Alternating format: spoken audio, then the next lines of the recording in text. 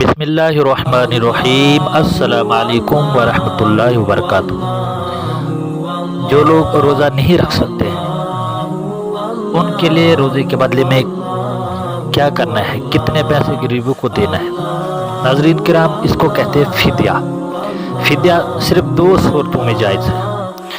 Number ایک، دائمی مریض کے لیے کہ ایسا مرض انسان کے اندر ہو کہ جس کو دائمی مریض کہا جاتا ہے، جس کا ٹھیک ہونے کا اندیشہ ہی نہیں ہے، امید ختم ہو چکی ہو، یا اتنی طاقت نہیں ہے اس شخص کے اندر کہ وہ روزہ رکھ سکے، یا آئندہ طاقت آنے کی امید ختم ہو چکی ہو۔ مثلا ایسی بیماری ہو کہ جس بیماری میں وہ روزہ رکھے تو اسے فوت ہونے کا اندیشہ ہو، تو اس صورت میں فدیہ دینا جائز ہے۔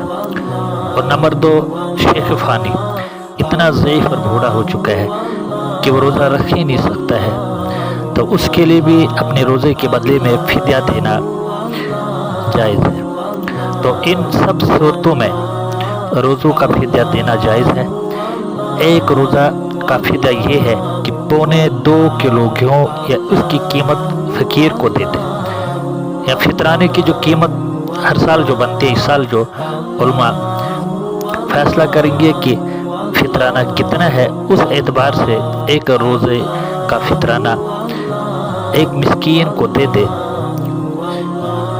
اگر روزوں کی قضا باقی تھی تو انتقال سے پہلے ان روزوں کے فدیے کی وصیت کر دینا اپنے ورثاء کے لیے اس کو ضروری ہے، اور انتقال کے بعد اس کے ورثاء کو چاہیے کہ اس کی طرف سے فدیہ ادا کر دے تاکہ اس پر کوئی بوجھ نہ رہے۔